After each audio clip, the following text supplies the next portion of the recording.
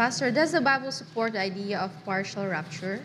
The idea of the rapture, according to the church age, is when you are a Christian, whatever denomination you belong, as long as you are a Christian, when the trumpet sounds, which is a physical trumpet, they will all rise up to heaven. That is not the concept of the rapture in here. The only ones to be taken to heaven in glorification are those who have been called sons and daughters of the Father Almighty, repented, loyal, dedicated, obedient, committed to do the Father's will while here, and they passed through the baptism of water, baptism of fire, went to the third level of being sons and daughters of the Father Almighty, overcomers who have overcome, and Revelation 21:7 has been fulfilled in their lives. When you say about rapture, He will put first a new Jerusalem. Like, for example, as it was in the days of Sodom and Gomorrah, the days of Noah. You may say Lot and his family, or two daughters, except the wife, were raptured to the nearby Mount Zoar for salvation. So if you may call that rapture, it's a transferring of one place to the other, because these places were they condemned and under the judgment of God.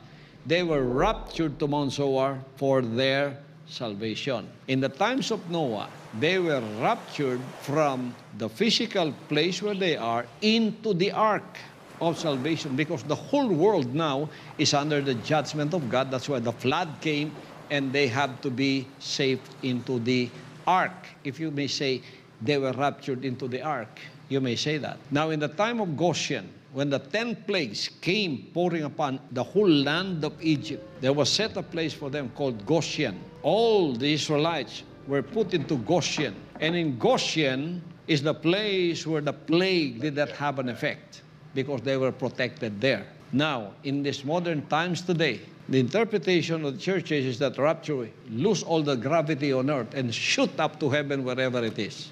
And they think they are going there because of that. No, it's only the sons and daughters. That's why in this world now, which is under judgment, He chose a new Jerusalem.